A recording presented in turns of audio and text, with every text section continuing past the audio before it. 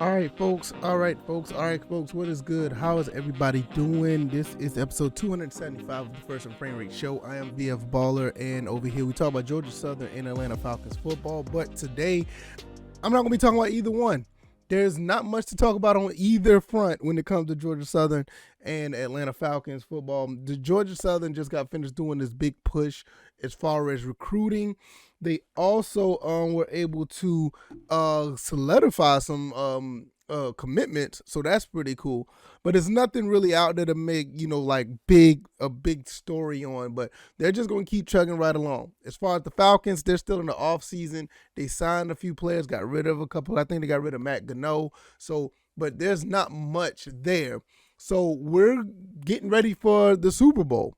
Super Bowl 56 is set, and we're going to talk about Tom Brady because they really made a really big deal about Tom Brady retiring or whatever the case may be. And they were saying, like, did he really retire or whatever? I don't think he retired yet. Everybody in the NFL is going to retire at some time, but I don't think that he has at the time it was reported. It's going to be really funny to see because I think it's a good time for him to retire, but hey, if he feels like he wants to play, good. So, because there's been a lot of reports out there after the fact that Adam Schefter reported it, and they're still sticking by their guns. They're still thinking that he's going to end up retiring. It just was announced differently, but we're going to get into all that. Not going to do too much as far as the Super Bowl, like picks or whatever the case may be. If you've been listening to me lately, you kind of know who I'm going with, but we're going to get into a little bit of that, and we're going to talk about Tom Brady. We're going to close this out. Really quick Monday. Like I said, even though there's a lot of news, there's not much news on my front, but I'm going to give you guys my thoughts and opinions on a few things. If this is your first time here, welcome to the First and Frame Rate Show. Like I said, over here I talk about Georgia Southern and Atlanta Falcons football. Nothing to really talk about on those two teams. I also have this up on iTunes, Google Play, also on Spotify, Stitcher, and Anchor, and possibly on your favorite platform, whatever you like to listen to. Just search First and Frame Rate. I should pop right on up, and I welcome you. Thank you guys for taking the time out to listen. All right, let's go ahead and get into this. Super Bowl 56 is set. The Los Angeles Rams are going to the Super Bowl. They're going to be hosting the Super Bowl. Second time in 2 years that a team is hosting the Super Bowl. Last year it was the Tampa Bay Buccaneers. They host the Super Bowl in their own stadium. And turn right around the following year, the Los Angeles Rams are hosting the Super Bowl in their stadium. Now, Jared Goff was able to that's basically what he did, manage the team to a Super Bowl. Him and Sean McVay did a pretty good job of getting them to the Super Bowl, but albeit losing to the Patriots and Tom Brady and Bill Belichick. The game was not that fun to watch. Jared Goff had opportunities to win that game because that game was not a good game to watch, to be honest. It was a very low score. I think it was like 13-3. It was a low scoring game, very defensive game. As far as the offense goes, like I said, Jared Goff had plenty of opportunities to win that game. A couple of bad throws. I think Stephon Gilmore got an interception off of him, and it was I ain't gonna say it was unfortunate because I had no dog in the fight, but I felt like there was just missed opportunities left on the field. So Jared Goff, a few years later, they end up getting rid of Jared Goff. Jared Goff moves on to the Lions. They trade him for Matthew Stafford. Matthew Stafford ended up getting these guys to the Super Bowl, beating Tom Brady in Tampa Bay, and beating the 49ers, which was pretty much their nemesis throughout the season. The 49ers, I think the 49ers beat them twice already this year, and they turn right around and they find a way to beat them in the playoffs. Pretty good game by the Rams. They came back from a 17-7 deficit. Kyle Shanahan once again loses another lead as an offensive coordinator for my Atlanta Falcons. End up losing the world-known 28-3 Super Bowl, and turn right around and lose another Super Bowl to the Kansas City Chiefs after leading in the fourth quarter. And it happens once again with the 49ers. He was leading in the fourth quarter up 10, and they end up losing the game.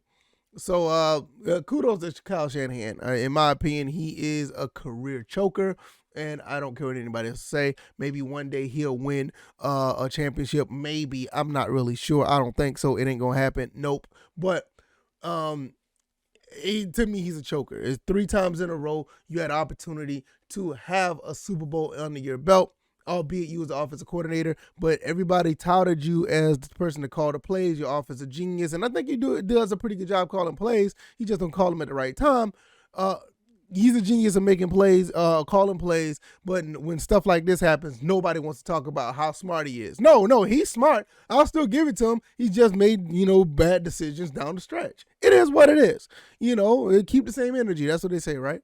But nevertheless, let's get back to these Rams.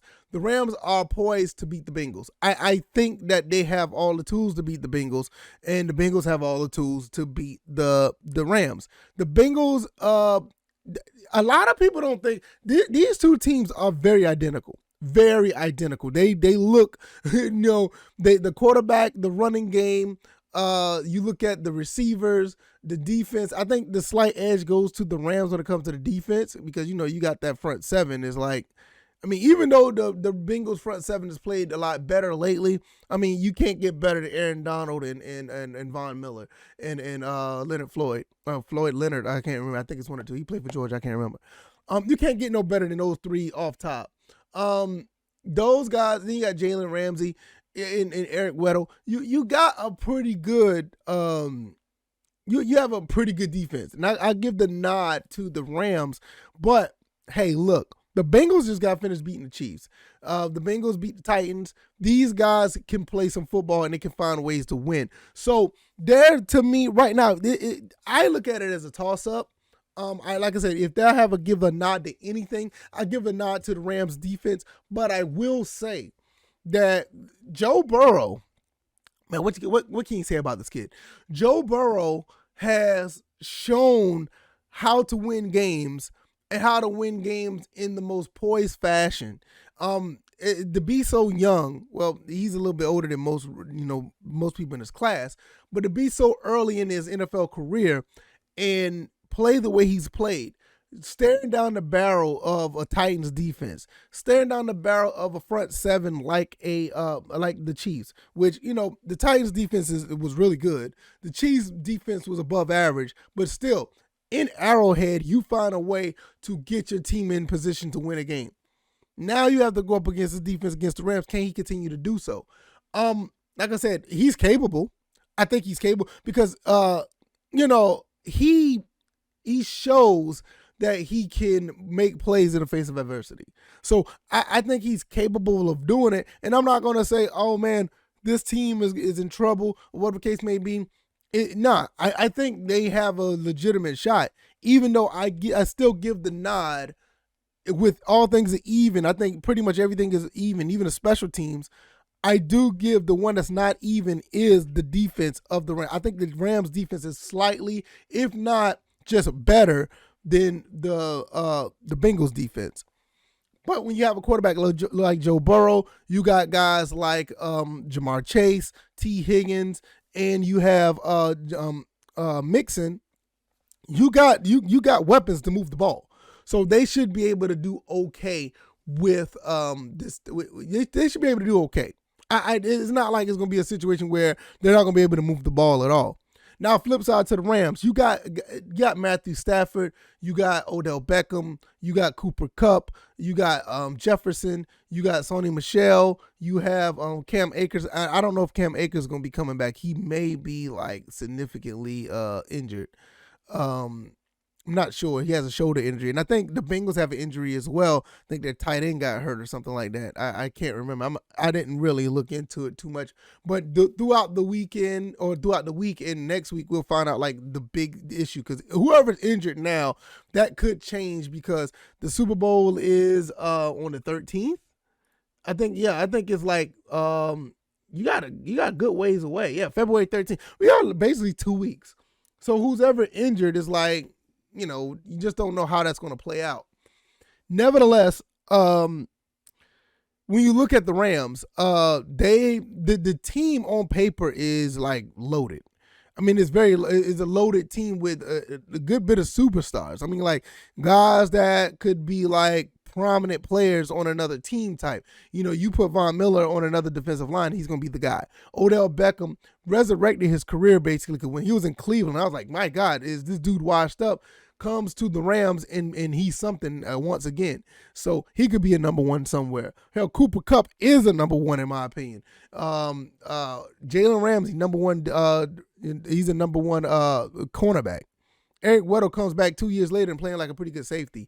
Leonard Floyd could go to another team and be the guy. So there's a lot of guys on this team that can actually be, prominent if these guys are able to go, if they were to go somewhere. And you got them all on one team. So with that being said, it's like these dudes are really loaded. They're loaded. So if they're on top of their game, I'm going to tell you, if they're on top of their game, they have the ability to run the Bengals out of the stadium. And, and after everything I just said for the last 10, 11 minutes, I feel like they have, on paper, the tools to run the Bengals out of the stadium. The game could be overwhelming to the Bengals. It's their first time here. The bright lights. There are not too many veterans that are there that could keep this team like together. So if the Rams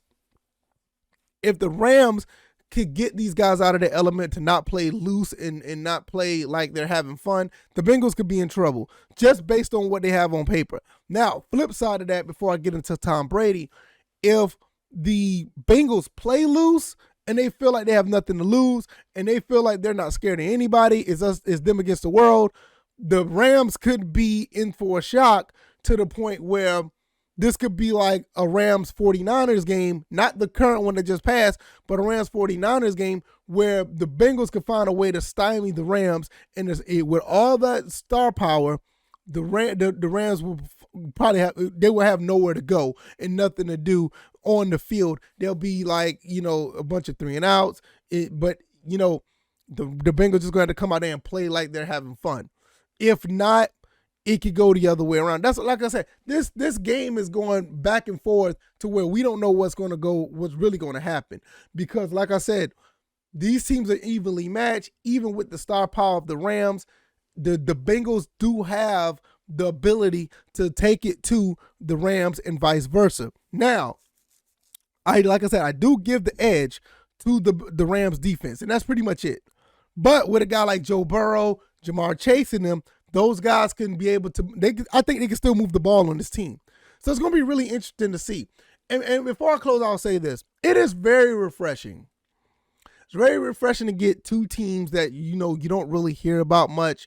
Two teams that played pretty good throughout the season and felt like they earned a right to get to the Super Bowl. These two teams, the way they played, they fought to get to the Super Bowl.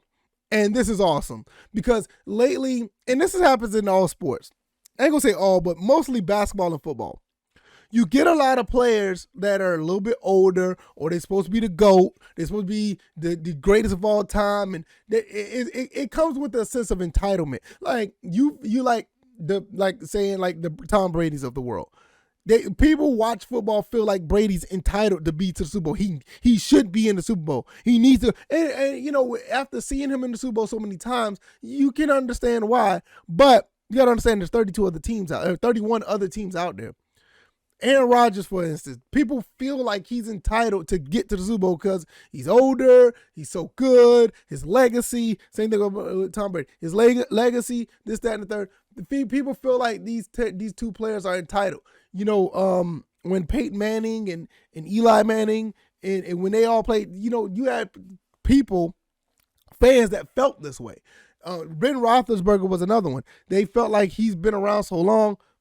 It's like these old veteran quarterbacks are the ones that are, that should be in the Super Bowl every year. Some of these TV networks, they push it all the time. And it gets kind of old. So it was kind of fun not to see Tom Brady in the Super Bowl, be in the Super Bowl this year. And I'm not saying it as a hater, just come on now. Yeah, it's great. You won all these Super Bowls. It's awesome. And I'm not taking nothing away from that. But it's just refreshing to see somebody different, and you watch them create their own story. You watch a Joe Burrow create his own story. You watch, these other guys who've been around for a long time to make them oh man, I done lost his name, Matthew Stafford. You watch it. It definitely Aaron Donald. Aaron Donald did everything the right way. Been to one team after he left, the University of Pitt. Been with the Rams, done everything right to do right by the team, even though times where he held out. He stuck with his one team, and it'd be awesome to see him win one that way. It's just a good feeling. Odell Beckham, I mean, look at the turmoil he's been in, and he's finally able to possibly win a Super Bowl. It's just, when you just look at stuff like that, it's refreshing to see another person, another player, another athlete, create their legacy. Because, I mean, you look at Tom Brady, you look at Aaron Rodgers, for the most part, Aaron Rodgers haven't won a Super Bowl since, 2011. His legacy's already set. Do you see the numbers that he put up? His legacy's already set. You look at Tom Brady, I mean, what do I need to say? Legacy already set. It is awesome to see like a Patrick Mahomes and, hell, even, Matthew Stafford, the all the things he's been through in Detroit. It's really cool to see that happen. So speaking of legacy, let's talk about Tom Brady before I get out of here. Did Tom Brady really retire? I'm not really sure. I mean, I posted it on my Twitter when it came across the ESPN wires, and they said he retired after 22 years. And after that, everybody in Brady's camp say, hey, wait a minute, we haven't heard anything about this.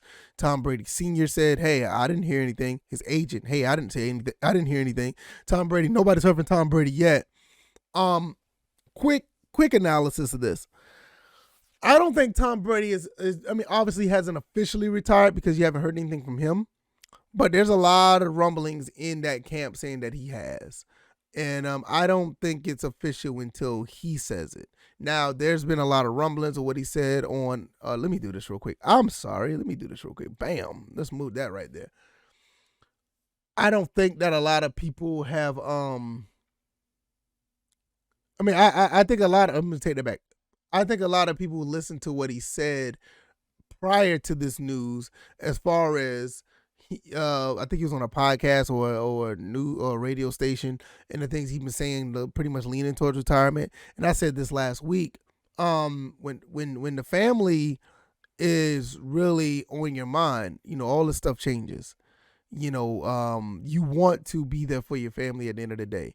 You've done everything that you can for this team. You've done everything for your legacy and to be honest with you, for yourself, football-wise.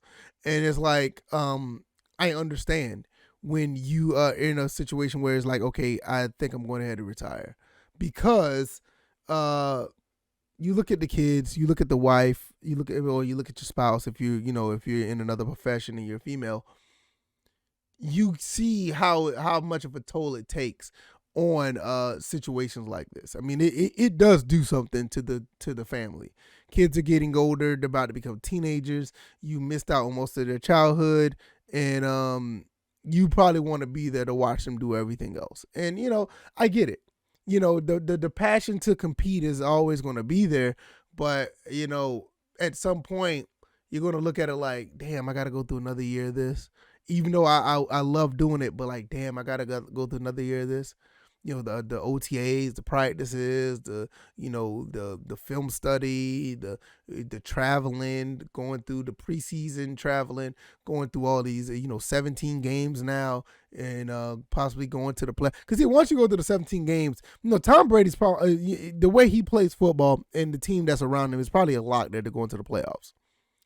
And it's a given. So now you're talking about 17 plus games, probably going deep into the playoffs, probably maybe Super Bowl. Now you're looking at a situation here. It's like, yeah, this is going to be fun to compete, but it's taking a toll on my body. I don't care what anybody says. He may take great care of his body, but your ligaments, your joints, and your ligaments and joints, you can't do nothing about them. They're going to bother you. And I'm pretty sure Tom Brady, as much shape as he's in, he's going to have that type of pain. You know, it's just, that's just natural. You can do whatever you can to your muscle mass. You can do whatever you can to your cardiovascular and, all the other things that you can control when you're doing, workouts.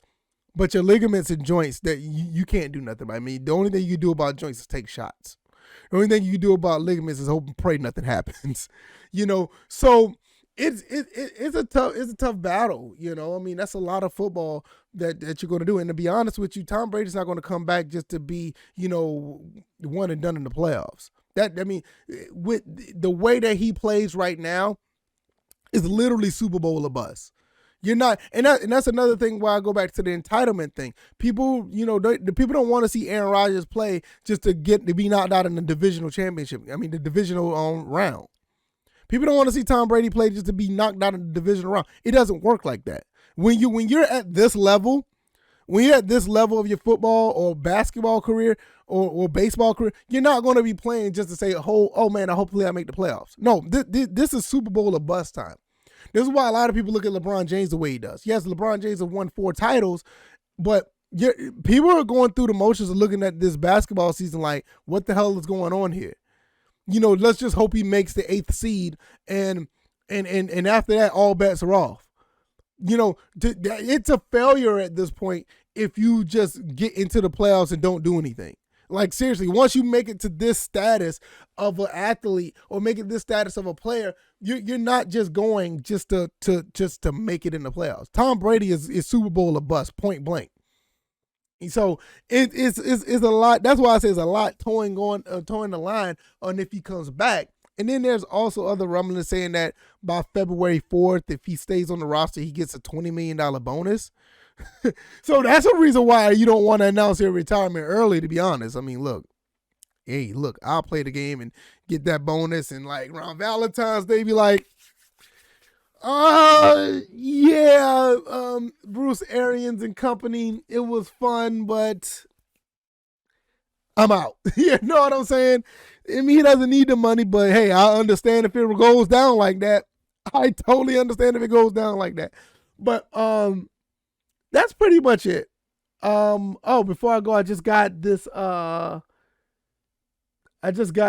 notification on my phone, not on my phone, on my computer. Weird. The Rams will be visitors and the Bengals will be the home team in Super Bowl 56. Weird. Okay. I just didn't think about it. All right, well, I'm about to get up out of here.